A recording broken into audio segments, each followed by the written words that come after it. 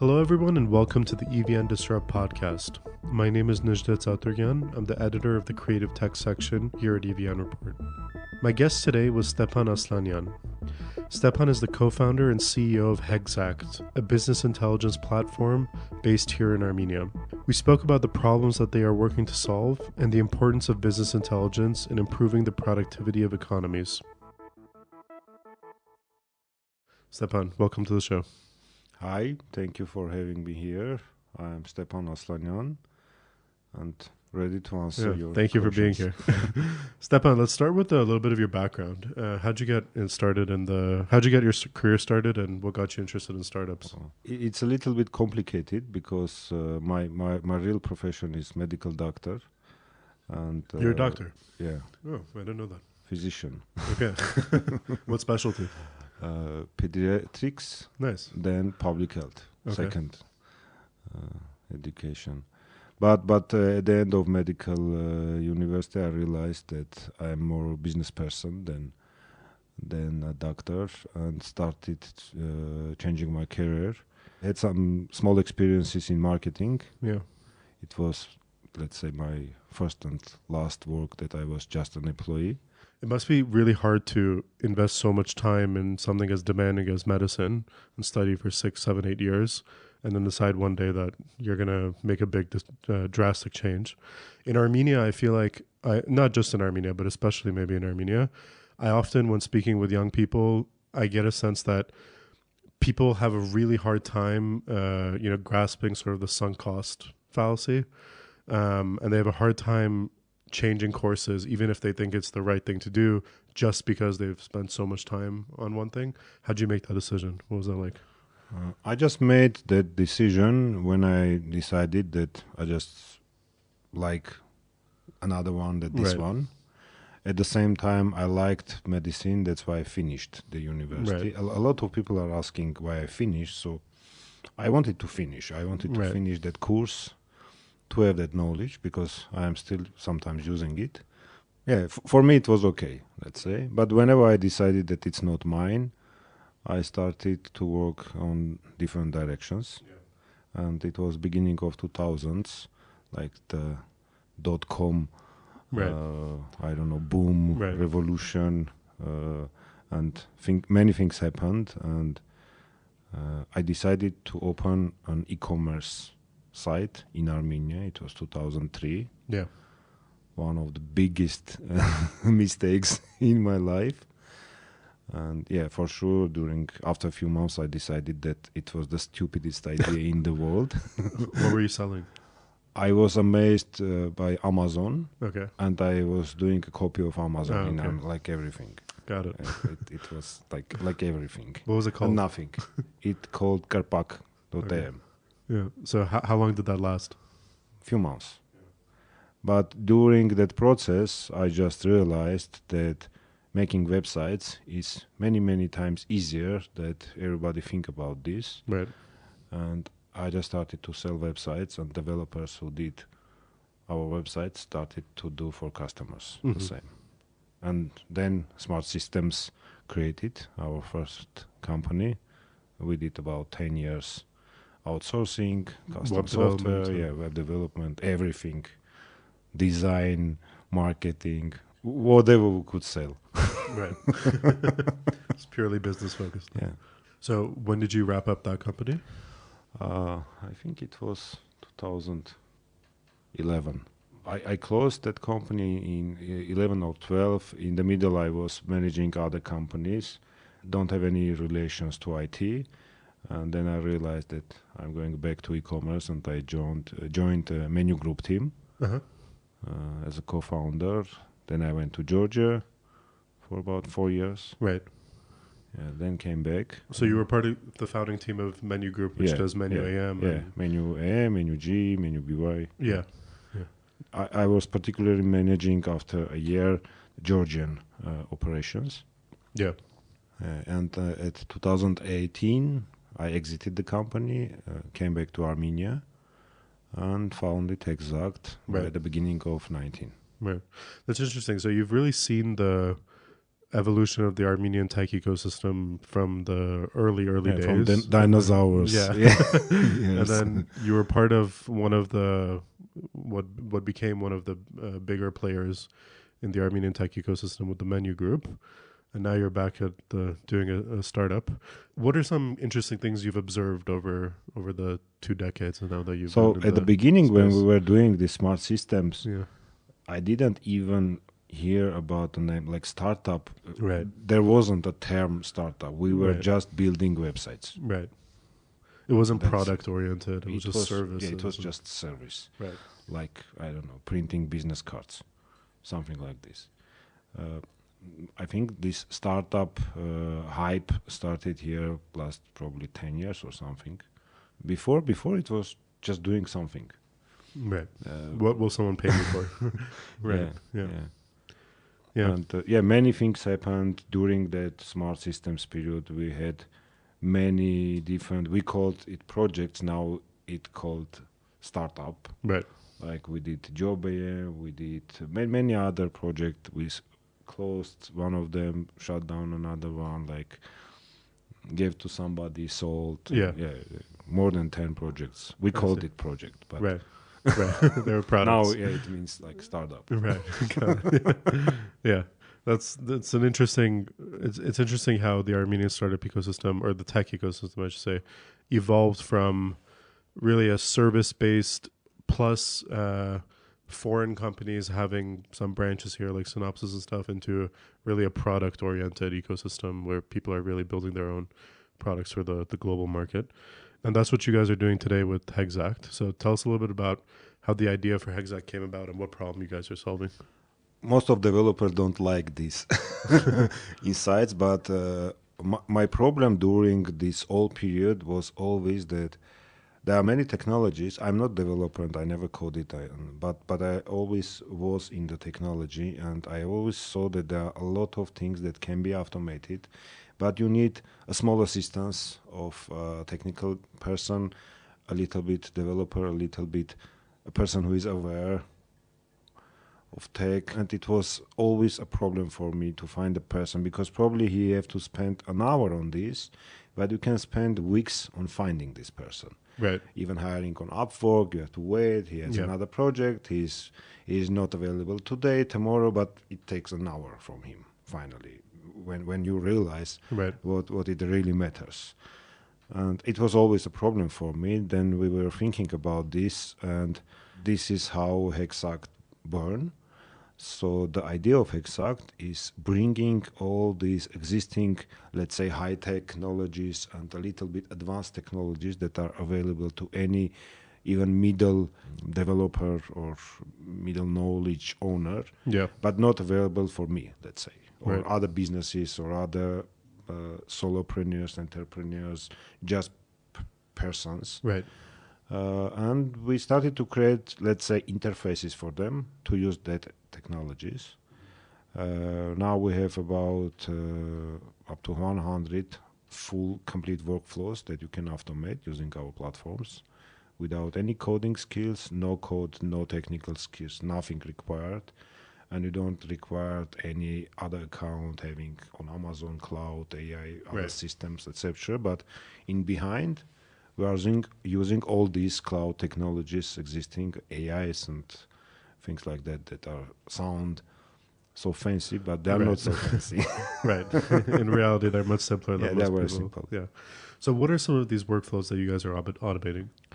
Automating business processes, starting from monitoring any data in the web, scraping, moving some data from one platform to another platform, connecting different, let's say you want to connect to your websites or one software with another website, updating, let's say, prices, or I don't know, updating the content, or automatically translating the data, or you want, let's say, automatically scan your websites for grammar mistakes, and you want to perform it regularly, automatically. There are platforms for this, but again, you need somebody to tweak some settings and do it for you. In this case, you just put the URL and run the system. Yeah, these kind of things.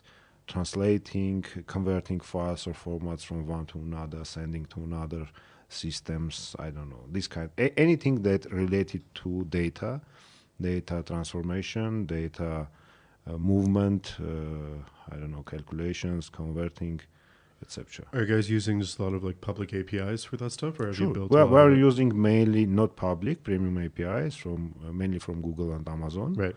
clouds. All of them are paid for sure. We're like we call sometimes us as a OS of existing APIs or cloud, Like a collection of, yeah, of it all. Yeah. something like this. But to be more understandable in the market, we just have 4 different names of products that each of them have some niche Yeah. and is more understandable for customer. Let me like explain an example. Like we have Hexact. It's a monitoring platform. What it does, let's say you are in e-commerce and you have some competitors and you are dependent on their prices or some currency exchange prices or some, I don't know, different currencies and suppliers. So you have to update, refresh every day, spend like an hour to refresh and see how the prices are changing compared to something, some triggers, some percentages, etc. So using Hexact, you just put the URLs, select the areas of the page that you want to monitor, put the intensity, that's it. And you get the email with the summary of all changes that happen. Right. It's just one of the simple solutions. Another one, for example, is HexoSpark. This is email automation platform. Let's say you have you are sending periodically emails from your own Gmail account, but you want to automate some follow-ups. You want to scale some emails. You have to send 25 emails, let's say, and you have to do it manually every week. In this case, you just copy paste, put the template, and it goes from your email, let's say. Right. These kind of simple solutions that are used a lot. I'm curious about, from a business data perspective, what tools you guys offer companies. So, let's say companies have, some sort of structured data about their operations, like maybe it's inventory or things like that. Do you guys have BI tools, business intelligence tools that help them make sense of that data or use that data in a more efficient way? Or at this moment, we do not have any like such an analytical solutions. We more deal opposite with not structured data. We make them structured. Right. Let's say, for example, you have a competitor with a website and you want to get the spreadsheet of your competitor's price list every day with updated prices. Right. So you can structure it using our tools like scrape, sort, put on the spreadsheet and send to your Slack channel like every day at 10 o'clock. Right. Got it. For example. What's the bigger vision for Hexact? What's the problem or the set of problems that you guys are really the bigger vision and the bigger problem that we are focusing on is that people like knowledge workers in today's world spend about 30% of their work time on repetitive tasks related to copy pasting, opening, closing files, different applications, like moving data from one to another. And these kind of things are like, it's possible to automate almost all of them. Right. And all big enterprises already have this. Yeah. And if you are a small and medium business, you do not have access to these enterprise solutions or to highly paid developers that can develop this for you. So sometimes with my partners we speak about bringing like tools of titans to the people, to the small and medium-sized enterprises. That's fascinating. Finally, we give solutions that you can compete more effectively and anyways compete with big guys. Right. How do you guys go about finding those workflows that should be automated in those industries? Because if you're not a worker in that space, then it would probably be harder to identify those procedures. How do you guys go about finding them? So we started from a small one that we know for sure that it happens. We just put it in the market, got some users, collected feedback, and started to understand market more. What was the first one? The first one was Hexometer. It was our first product that was just simple website monitoring. Yeah. but a little bit complicated than others existing in the market, because let's say it's very normal to have monitoring the uptime of the website or the speed of your website. Yeah. But we added spell check, grammar check. We added how your images are opening Right. on the pages, etc., which I saw from my all previous jobs, that you have an operator, they upload images, sometimes they don't upload, they miss something, they do some typos. So yeah, it was like more comprehensive monitoring. And then when we started to offer this to the market, we got like a lot of feedback and started to understand more that, let's say you monitored and you see that there's a typo. What's the next step? You can fix it. Yeah. So you can automate the fixing, or you can automate the messaging, the suggestion. Yes, send this page to the appropriate person who will fix it. You can automate this process as well, etc. And it started. So by automating one procedure, you saw all the things that could get automated from there. Yeah, that's interesting. I think recently you guys announced that you've passed the 100,000 user mark. Tell me a little bit about what was your go-to-market strategy and how you grew the user base to 100,000. So we launched first time our product. It was middle of 2019. So right after a few months when we found it, we put it on Product Hunt, Armenian Eurovision. Yeah. For those who don't know, Armenian startups do very well on Product Hunt. We gained some users. Then we understood that it's not the way that we can generate something. Then we pivoted again after a few months, put it with different name again on Product Hunt, then get some more users, then did some promos, deals, like Reddit posting, etc. Like many gray type of things we tested at the beginning. We just started to get users mostly organically at the beginning. Yeah, now even also sometimes we get like exposure of traffic. Right. For sure, we use SEO, some influencers, affiliate, everything. Yeah. Like engineering, marketing works pretty well. It's very interesting approach that we use. Is your business B2B or can people go online and just purchase? It is B2C2B. Okay. Because any of our services are used for business. Our user is a person, right? Not an enterprise. We have already some enterprise customers, right? But our user is a person who is using for business or as an employee or as for his own business, anyways for business. We don't have anything for personal use, except few cases that happened during COVID.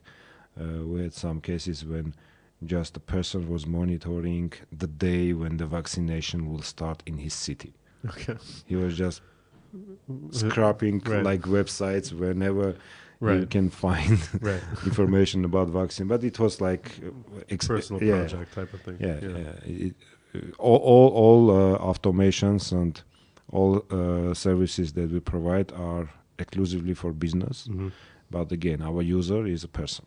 Given that model, if you're giving advice to a startup that has a similar type of product in terms of the category that they're in, you think just sort of things like Product Hunt and Reddit posts and things like that are the best way to get your first, let's say, 1,000 customers?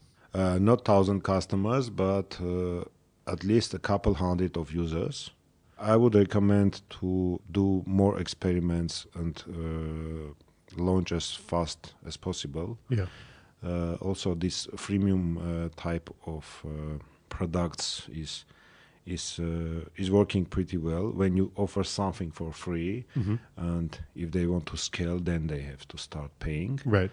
So this way you get more feedback from real users. Another most important thing that I recommend always, that you have to put paid version from the beginning, because if you are all free and one day decide go paid, it doesn't look good. In most cases, it is not happening. Right. Yeah. That's why you have always put like something free, but something paid, even cheap, no matter how much is it. Just to show that you have a paid option. To show that user have to commit paying something, because If he doesn't commit paying anything, and even he can use it for years, and when you say from today you have to pay $1, it can turn that nobody will pay you. Yeah.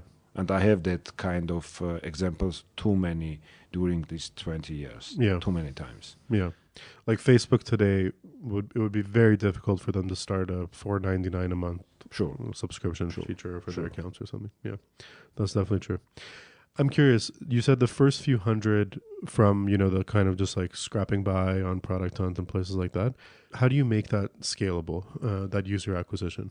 We did several, it is called LTD, lifetime promos. Okay.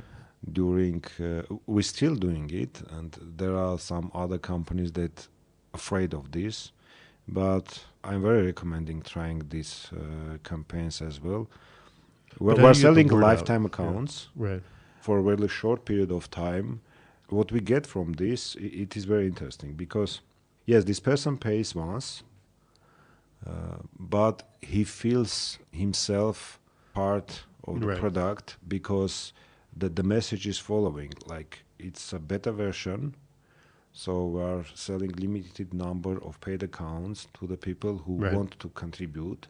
And as a reward for this, they get lifetime access to the premium features. The reward that he gets is understandable. If you succeed, they get like premium features. What you get on your side, you get a real feedback from a real user who really paid something. This something is not $1. It can be $100. It can be $200. It's also important that it have to be something more than 50 or 100. Yeah. But probably in the future you will sell it 50 per month. Doesn't matter. But you get real feedback from a real person who really interested in having this product, who really paid something. Yeah. And he's starting to give you feedback, testing his particular use case and workflow, whatever your product is. From other side, he is interested for you to succeed. This is very important thing. Like, you are getting ambassadors in the web. And whoever says something bad about you, he's your advocate. Because he's interested when you succeed. Because if you succeed, he has a premium product forever. If you not succeed, like, he is losing his investment. And I feel very, very good. There are very good vibes there, and we're using this for any of our new updates or plugins that we deploy in the web. Always. Like, first period, we always do this kind of thing, getting hundreds of such customers. Who become, some of them become even friends. Really you get a real feedback because I'm always saying that free users' feedback is nothing. I don't even read. They're not invested in it. Because when you show, like, let's say I'm showing you a software, you are the best person in the world, you don't have any idea what is it, and you can give some feedback. Doesn't worth anything? I don't think so. Even if you are the most clever person in the world, in the universe, it's not your use case. You can say, like, I don't like the color. Okay. That doesn't tell you much. It doesn't tell me anything. How do you guys go about collecting that feedback? Email, customer support, chat, feedback like button guys, on the but do you guys like actively seek it out, or Sure. And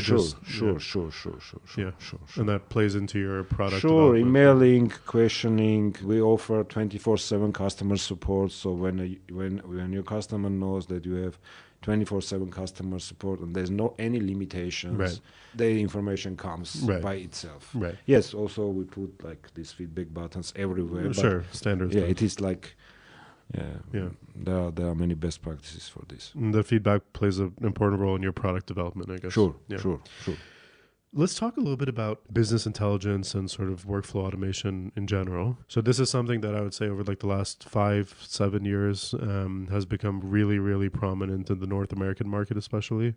A lot of workflow is being more and more automated, and it's becoming a growing industry.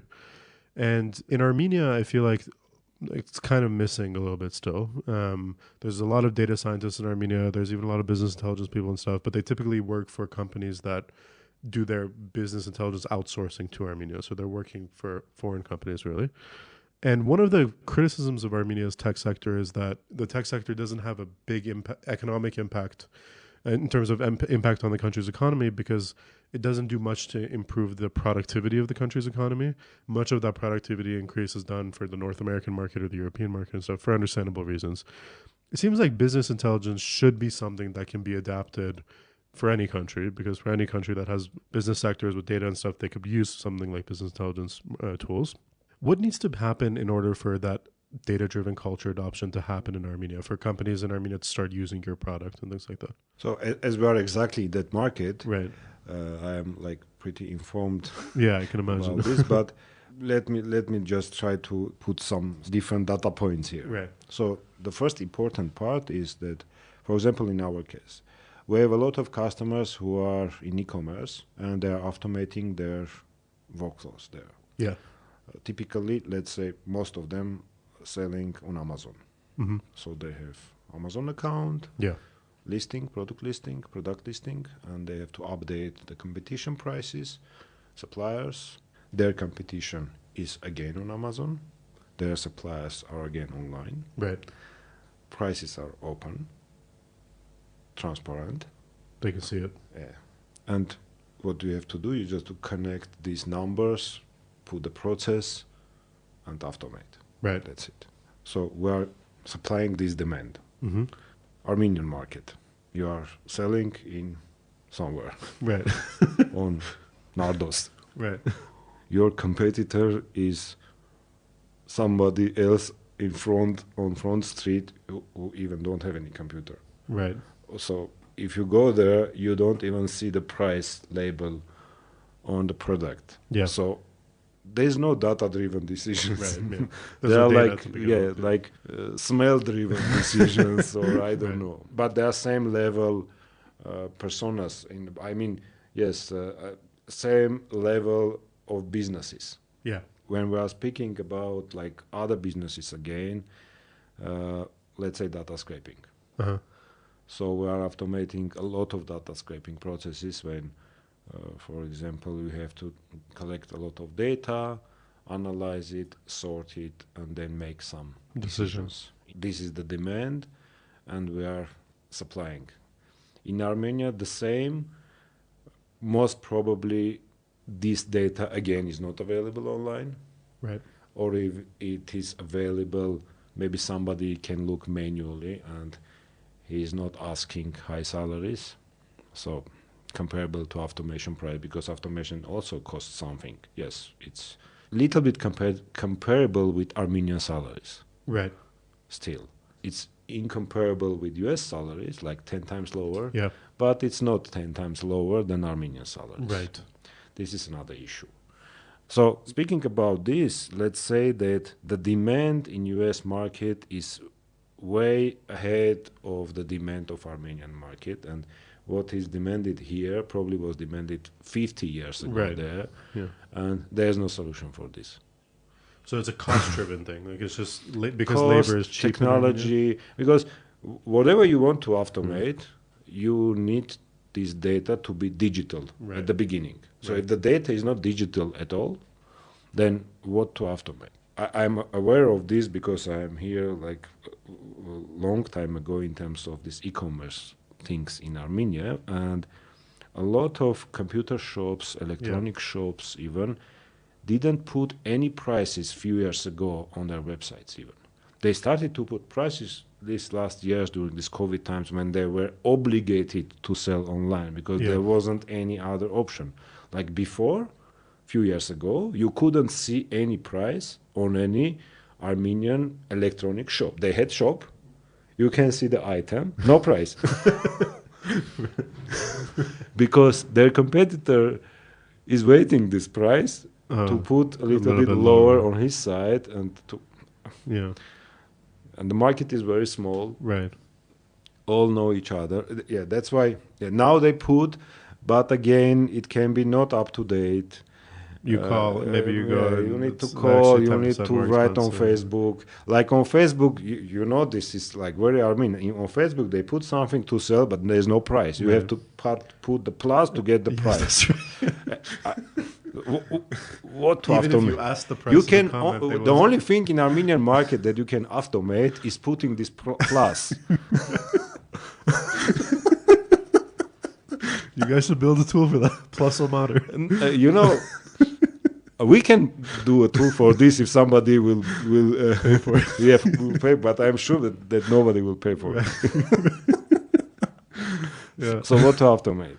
Yeah, so the picture is bleaker than I imagined, I guess. Yeah, I'm of course I'm a little Yeah, bit yeah. like speaking about different like Extremes, yeah, yeah. but mostly it is true. Do you have any idea what like ERP adoption is like in Armenia? Because if you want to do business intelligence, if you want to build a data-driven culture, the first thing to do is have an ERP system that actually collects the data for you. Sure. For our listeners who might not know, ERPs are enterprise resource planning I was selling softwares. ERP 15 years ago. There you go. Yeah. It's like accounting software, things that manages your one business. of our products, and it was like the most successful product like 15 years ago. Yeah. Smart Sale, I think. Yeah, smart. We name it Smart Sale, Right. and it was ERP solution for distributing, importing, and production companies who have warehouses, drivers, couriers, etc. Yeah, we were like the leaders in the market that years. Like, what do you think ERP adoption is like in Armenia? What do you think the rate is? Is it super low or? It's a difficult question. Compared to what? Compared to same type companies in the region, probably we are not Too the behind. worst situation. The main problem here, I think, is that companies are very small. Right. Because what we call like medium company they are not small, they are micro. Right. And yeah, if you are small, if you do not have that turnover market, then you can't afford like a real enterprise A real solution. ERP Because system, when I'm saying that we were selling enterprise product, it was developed by us for local market. Yeah. For sure, it was cheap. We were a distributor of one of the biggest ERP solution for almost 4 or 5 years, and we didn't have any customer in Armenia for that product, but we were selling our own at the same time, like 50 times cheaper. Right. And some industries are already automated because I just remember then 15 years ago we were selling this POS software as well, the software for supermarkets, like the cashier software. So that years, none of the supermarket shops, maybe one of them had this kind of software, and regular shops doesn't have anything, just a paper. Yeah. Now almost all shops, at least in year one, have some software. Yeah. It's already something for me because I saw when there wasn't. Yeah. And when you told them that, you need to, they say, I'm already calculating. Right. Like, no problem with piece Right. of paper. Yeah, now all of them have. Even in other big cities of Armenia also, most of the shops have. But yes, there are a lot they don't have. Right. But you can see the same in other small European cities as well. Yeah. Like small shops can probably don't have anything. So it's just the size of business thing. I mean, as they grow, they'll size need size of business, market turnover. We can't blame them because they Yeah, of really course, don't have the revenue. They to really, justify that. Also they have somebody who do this manually. Right. Yeah. And as long as it's cheaper for that person to do it, then Yeah. But it's also from a productivity standpoint, like countries like Canada, for instance, will give up to like $100,000 in grants to companies to implement an ERP system. Like they'll pay for the person that you will have to hire to implement it. They'll pay for the licenses, everything. So it's really like it's also like an investment from the government into the country's economy. So as Armenia's economy grows, I hope we'll see some more efforts on that. Sure. Big companies like in Armenia, for Armenian standards, big companies already have some kind of ERP solutions, local or Russian made. I know only few companies in Armenia, maybe 3 or 4, that are using non-Armenian or non-Russian ERP like SAP products. or something. Yeah. Maybe 5 or 10. That's more. understandable. I mean, like SAP is it's like $100,000 a year or something. So I mean, you have to be really. Yeah, but it also helps, and they start to realize also salaries are increasing, and Yeah. it becomes more understandable and meaningful and reasonable to have some automation, Yeah. some control, get rid of these papers. And Yeah, it's also a cultural thing. Like, speaking of business culture, sometimes you write on this topic about business practices in Armenia that you like to see change and stuff. Recently, you wrote one about resumes and how people can improve their CVs and how they shouldn't send, I think it was Word doc as file formats and stuff. So you've had more than a 20-year business career now in Armenia. What do you make of the situation now? Has it changed a lot over the 20 years, and what are some positive trends you see, and what do we still need to work yeah, on? sure. But there are, like, comparing during these 20 years, a lot of things changed and improved. What are But some things from those early days that we can't even imagine now? Like so skill as a fox. skill as a oh yeah, right. Faxing as a skill, right? Yeah, Yeah, yeah. Skill. It was a real skill, right, like fox. But now you can still see a skill Excel. right. That's too basic of a thing. Yeah, but written wrongly, like Excel right. with G. Yeah, Yeah, things like that. Using like very very interesting email addresses, or like mother can send CV of his son. oh yeah, Yeah, then she will follow up with the interview, asking, so how was he? Things like that. Yeah, still happening. But it's not that bad. today. Yeah, that bad today. But again, sometimes it happens, and I think that I have to write something about this again. Right. Yeah. People can follow your blog posts and things on your LinkedIn page if they're interested. So Stepan, last year you guys announced your pre-seed round, I Mhm. believe it was, for 300,000, I think. Or Yeah, did I it get was that a little bit more, yeah, something Okay, like yeah. this. wrong? And are you guys in the process of raising a seed round now? Or? Yes, we started to raise again. We basically are a bootstrap company, so we are selling from the first year. Right now as well, we are like we are not growing by all means, not that kind of startup. But yes, we started to raise now, and projecting to close our round by the end of this year. What's raising in this market like? Because we keep hearing about how the capital markets are really tough now, especially compared to last year. The multipliers decreased for Yeah. sure. Valuations are lower. VCs are more selective, but still You're able it to is get the there. funding. Yeah. It is a little bit difficult. You will get a little bit less valuation. Yeah. It will take a little bit longer, but it is still work. It's still companies raise. Yeah, it's very difficult to raise if you do not have any revenue, if you do not have any track Yeah. record, if you do not have anything just on idea stage. That before it was maybe easier, but in general, like for me, it is better now. Probably it can How sound so? a little bit normal, but for me it is better now because it is more grounded. Right. Yeah. Like your company has 100,000 users. That's serious traction. That's serious. I think so. Achievement. Yeah. Whereas last year or in late 2020, someone with a napkin with an idea on it might have gotten a couple $1 million. Yeah. How big is your team now? We have about 40 people. 40. Yeah, Oh. in Yerevan. Mostly data scientists, engineers. Mostly engineers, UX designers, support, Yeah. marketing. Yeah, but mostly yes, for sure engineers. Do you guys have any hirings right now that people should know Yes, about? we always have hirings. Our vacations are open. It's another problem in Armenian market. But again, it's not only Armenian; it's everywhere. Talent is Finding hard to find talent everywhere. everywhere is a problem. When sometimes I hear other startups are saying that it's very difficult to find a real space. But where is Where are you easy? looking? Yeah. Right. Yeah. Exactly. At the same time, I mean, it's difficult to find a good barman, a good driver, Anything. a good anything, Yeah. Yeah. and everywhere. Right. I'm curious, like with your long career in business in Armenia, where do you look for talent in Armenia? How do you go about hiring? What's your approach to that? Maybe the most effective one is LinkedIn. Yeah. In our Industry. At least.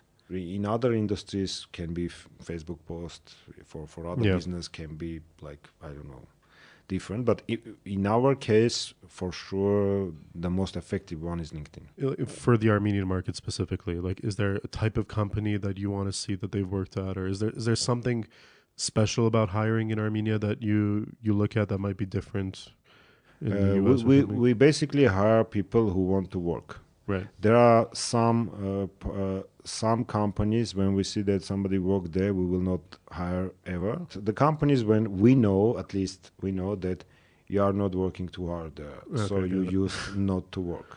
Right. Yeah. Good point. Yeah. Okay, Stepan, and our last question, where do you hope to see Hexact in the next 5 to 10 years? 5-10 years. So What's probably that? after 5, maybe 5, a little bit more, go to IPO, probably. Mm-hmm. This is our, That's what you're working towards. yeah, I don't know. Automating more cases. Yeah. Making business understanding this industry deeper, because every day we see that there are a lot of new things that yesterday we didn't even see, Right. like in front of us. Right. And this is very, very exciting. I like what we do, and I think we will continue it for a long time. Awesome. Stepan Jan, I wish you luck with that, and thank you so much for joining us today. Thank you. You are welcome.